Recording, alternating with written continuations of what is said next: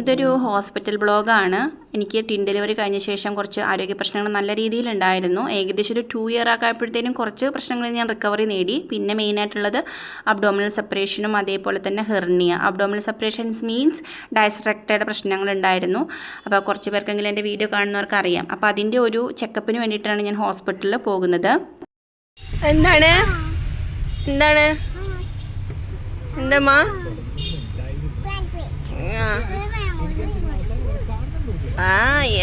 ഇത് 3-ാം വർഷം ആയപ്പോൾ ഉള്ളൊരു ചെക്കപ്പാണ്. ഡെലിവറി കഴിഞ്ഞ് 2 വർഷമായപ്പോൾ ഞാൻ ചെക്കപ്പ് ചെയ്തപ്പോഴാണ് എനിക്ക് ഹെർണിയ ഉണ്ട് എന്നുള്ളത് മനസ്സിലായത്. അംബ്ലിക്കൽ ഹെർണിയ ആയിരുന്നു.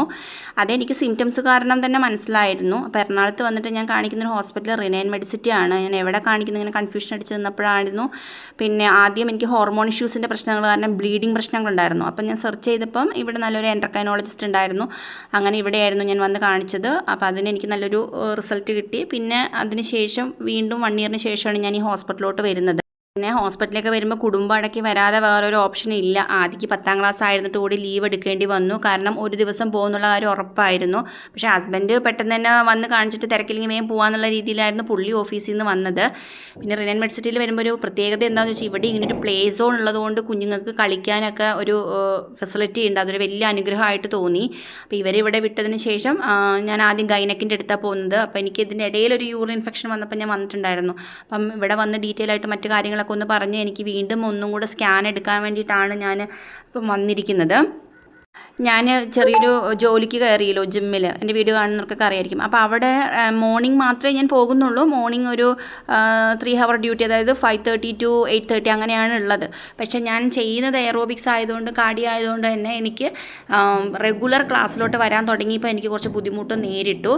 ഞാൻ ഓൺലൈൻ ട്രെയിനിങ് കൊടുക്കുന്നുണ്ടായിരുന്നു. 5 വർഷമായിട്ട് ഇപ്പോൾ പോയിക്കൊണ്ടിരിക്കുകയാണ്. പക്ഷേ എനിക്ക് ഓൺലൈൻ ട്രെയിനിങ്ങിൽ എനിക്ക് ഇത്രയും റിസ്ക് ആൻഡ് എഫേർട്ട് ഇല്ല. പക്ഷേ നമ്മളൊരു സ്റ്റുഡിയോ സെക്ഷൻസ് എന്ന് പറയുമ്പോൾ ത്രൂ ഔട്ടായിട്ട് പോകണം. അതും 1 അവർ ക്ലാസ്സിന് പകരം ഞാൻ എന്ത് ചെയ്തു 2 അവർ ക്ലാസ് കണ്ടിന്യൂസ് എടുത്തു. അത് നമുക്ക് വർക്ക് ചെയ്യുന്ന സ്ഥാപനത്തിനോടുള്ള ഒരു ആത്മാർത്ഥത കാരണമാണ് അങ്ങനെ ചെയ്തത്. അപ്പോൾ എനിക്ക് ഈ പറയുന്ന എൻ്റെ കുറച്ച് പ്രശ്നങ്ങൾ കുറച്ച് രൂക്ഷമായി തോന്നി. അപ്പം അത് കാരണം അതിൻ്റെ എന്താണ് പ്രസൻറ്റ് കണ്ടീഷൻ എന്ന് അറിയാൻ വേണ്ടിയിട്ട് ഒരു ഡീറ്റെയിൽ ചെക്കപ്പിന് വേണ്ടിയിട്ടായിരുന്നു ഞാൻ ഡോക്ടറെ അടുത്തോട്ട് വന്നത്. കുറച്ച് നന്നായി ടെൻഷൻ ആൻഡ് സ്ട്രെസ്ഡ് ആയിരുന്നു ഞാൻ. അപ്പം ഞാൻ നേരിട്ട പ്രശ്നങ്ങൾ എന്തൊക്കെയായിരുന്നു എന്നുള്ളത് ഞാൻ അടുത്ത ഒരു വിസിറ്റിൽ ഒരു ചെക്കപ്പിനും കൂടെ പോവും. അത് കഴിഞ്ഞിട്ട് പറയാം. ഞാൻ എന്തായാലും 1 ഇയർ കൂടുമ്പോഴാണ് ചെക്കപ്പ് ചെയ്യുന്നത്. കാരണം വെച്ചിട്ടുണ്ടെങ്കിൽ നമുക്കുള്ള ആരോഗ്യ പ്രശ്നങ്ങൾ, ഡയസ്ട്രക്റ്റയുടെ പ്രശ്നങ്ങൾ, ഹെർണിയൊന്നും നമുക്ക് പെട്ടെന്ന് റിസൾട്ട് കിട്ടുന്ന ഉത്തരം കിട്ടുന്ന കാര്യങ്ങളൊന്നുമല്ല. പിന്നെ എന്നെ സംബന്ധിച്ചിട്ട് കുഞ്ഞുങ്ങളെയും വെച്ചിട്ടുള്ള ഒരു പ്രോപ്പർ വർക്കൗട്ട്, ഇപ്പം ഞാൻ ക്ലാസ് കൊടുക്കുന്നത് പോലെയല്ല ഞാൻ എനിക്ക് വേണ്ടി വർക്കൗട്ട് ചെയ്യുന്നത്. വളരെ വ്യത്യാസമുണ്ട്. ഇതൊന്നും ചെയ്യാൻ എനിക്ക് സാധിക്കുന്നില്ല. അപ്പം എന്തായാലും ഞാൻ ഇന്ന് ഹോസ്പിറ്റലിൽ പോയിട്ട് ഡോക്ടേഴ്സ് പറഞ്ഞിട്ടുള്ള കാര്യങ്ങളും അതിൻ്റെ റിപ്പോർട്ട്സും അതിന് ശേഷം വരുന്ന കാര്യങ്ങളും ഞാൻ പിന്നീട് ഒരു വീഡിയോ ആയിട്ട് ഷെയർ ചെയ്യാം. നിലവിൽ എൻ്റെ പ്രശ്നങ്ങൾ എന്ന് പറഞ്ഞാൽ ഈ പറയുന്ന മെയിനായിട്ട് ഹെർണിയയുടെയും അബ്ഡോമിനൽ സെപ്പറേഷൻ്റെയും, അതുകൂടാതെ എനിക്ക് ചെറിയൊരു പ്രശ്നം എന്ന് വെച്ചിട്ടുണ്ടെങ്കിൽ ടിൻ ഡെലിവറിക്ക് ശേഷം വന്നിട്ടുള്ള പ്രശ്നം തന്നെയാണ് അഡിനോമയോസിസ് പോലത്തെ ബൾക്കി യൂട്രസ് എന്നൊരു പ്രശ്നം. അത് ഇവരൊരു ഡെലിവറിക്ക് ശേഷം റിപ്പോർട്ട് ചെയ്തിട്ടുള്ള കാര്യങ്ങളാണ്.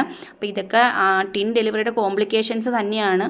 അപ്പം ആരോഗ്യരംഗത്ത് നിന്നാലും ശരിക്കും പറഞ്ഞാൽ ഞാനൊരു സ്ത്രീയാണ്. അതേപോലെ തന്നെ ഈ ഒരു ഡെലിവറി കഴിയുമ്പോൾ നമുക്ക് എക്സ്പെക്റ്റ് ചെയ്യുന്ന കുറേ കോംപ്ലിക്കേഷൻസ് ഉണ്ട്. അതിൽ ഇത്രയും കാര്യങ്ങളാണ്. പിന്നെ ദൈവാനുഗ്രഹിച്ച് ഞാൻ ഇവിടം വരെ റിക്കവറി ചെയ്തു. ഫിറ്റ്നസ് ഫീൽഡിൽ ഇവിടം വരെ എത്തി നിൽക്കുന്നു. ഞാൻ വിചാരിച്ചാണ് ഞാൻ ബാക്ക് പോകുമെന്ന്.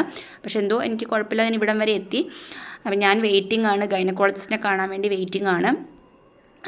ഗൈനക്കോളജിസ്റ്റിനെ കണ്ടിട്ട് വേണം പിന്നെ മാഡം എന്താണ് അടുത്ത ഒപ്പീനിയൻ പറയുന്നത് എന്ന് നോക്കിയിട്ട് അതിന് വേണ്ടിയിട്ടുള്ള വെയിറ്റിംഗ് ആണ്. ഇപ്പം ആ പ്ലേ സോൺ കണ്ടില്ല, അവിടെ നല്ലൊരു ഫുഡ് കോർട്ട് ഉണ്ട്. താഴെ നല്ലൊരു ക്യാൻറ്റീൻ ഉണ്ട്. പിന്നെ അവിടുന്ന് കുഞ്ഞുങ്ങൾക്ക് ചെറുതായിട്ട് ഫുഡൊക്കെ മേടിച്ച് കൊടുത്തു. പിന്നെ കുട്ടികളെ കൊണ്ട് ഇങ്ങനെ നടക്കുകയാണിത്. സ്കാനിങ് സെക്ഷനാണ്. അവർക്ക് ബോറടിച്ച് തുടങ്ങി, വഴക്കുണ്ടാക്കാനൊക്കെ തുടങ്ങി.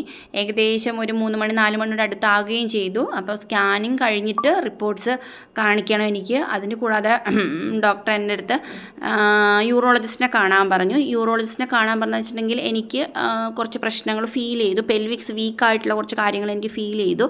അപ്പോൾ അതുകൊണ്ട് അവിടെ എന്താ പ്രശ്നം എന്നൊക്കെ അറിയാൻ നമുക്ക് ശരിക്കും യൂറോളജിസ്റ്റിനാണല്ലോ കാണേണ്ടത്. അപ്പോൾ അവിടെ പെൽവിക്സ് എക്സാമിൻ ചെയ്യാൻ വേണ്ടിയിട്ടാണ്. അപ്പം അങ്ങനെ യൂറോളജിസ്റ്റിനെ കാണണം. അപ്പോൾ ഇവിടെ സ്കാനിങ് എടുക്കാൻ വേണ്ടി വെയിറ്റിംഗ് ആയിരുന്നു. ഇപ്പോൾ കുഞ്ഞുങ്ങൾ വളരെയധികം വഴക്ക് തുടങ്ങി. പിന്നെ സംഭവിച്ചത് എന്താണെന്ന് ചോദിച്ചിട്ടുണ്ടെങ്കിൽ ഞാൻ സ്കാൻ എടുത്ത് സ്കാൻ റിപ്പോർട്ട് കിട്ടിക്കഴിഞ്ഞിട്ട് ഇവർ വീട്ടിൽ പോയി. ഹസ്സിനപ്പോഴത്തേനും ഓഫീസിൽ നിന്ന് തുരുതുരാ കോളായിരുന്നു. അപ്പോൾ ആദീനെയും കുഞ്ഞുങ്ങളെയും പുള്ളി വീട്ടിലാക്കി, പുള്ളി ഓഫീസിൽ പോയി. പിന്നെ ആദ്യം ഉള്ളതൊരു സത്യം പറഞ്ഞാൽ വലിയൊരു സഹായം തന്നെയാണ്. 10ാം ക്ലാസ്സിലൊരു മോൻ, എനിക്ക് ഇത്രയും വലിയ കുട്ടിയുള്ളത് എൻ്റെ കുഞ്ഞുങ്ങൾക്ക് ഇങ്ങനെയൊരു ഇതിലിപ്പോൾ ഞാൻ ആ ഹോസ്പിറ്റലിൽ അവിടെ ഡോക്ടറിൻ്റെ അടുത്ത് വെയിറ്റ് ചെയ്യുമ്പോഴൊക്കെ അവന് ആയിരുന്നു കുഞ്ഞുങ്ങളെ നോക്കിയത്. പിന്നെ പുള്ളിയുടെ സപ്പോർട്ടും ഉണ്ടായിരുന്നു. ചെറുതിനെ അയാൻ കുഞ്ഞുവിനെ ചോട്ടൂനെ ഞാൻ എൻ്റെ കൂടെ നിർത്തി. പിന്നെ ഞങ്ങൾ യൂറോളജിസ്റ്റിനെ കണ്ടു, റിസൾട്ടൊക്കെ കാണിച്ചു. അവിടുന്ന് പെൽവിസ് എക്സാമിനൊക്കെ എടുത്തു. സത്യം പറഞ്ഞാൽ ഹോസ്പിറ്റലിൽ നിന്ന് ഞാൻ പോകുന്ന സമയം അന്ന് 6-6:30 മണിയായിരുന്നു. അത്രയും ടൈം എനിക്ക് ഹോസ്പിറ്റലിൽ പോകണം. ഏകദേശം ഒരു 10-10:30 കൂടെ ഞങ്ങൾ ഹോസ്പിറ്റലിൽ എത്തിയതാണ്. പക്ഷേ 2 ഡോക്ടേഴ്സിനെയും കണ്ടു. അപ്പോൾ ഡോക്ടർ പറഞ്ഞൊരു കാര്യം, പെൽവിക് സ്ട്രെങ്തനിങ് കുറച്ച് ഫോക്കസ് ചെയ്യുക, കാര്യമായിട്ട് ഫോക്കസ് ചെയ്യാൻ പറഞ്ഞിട്ടുണ്ട്. അപ്പോൾ അത് നോക്കിയിട്ട് വേണം ഇനി ഫർദർ എന്താണെന്ന് നോക്കാൻ.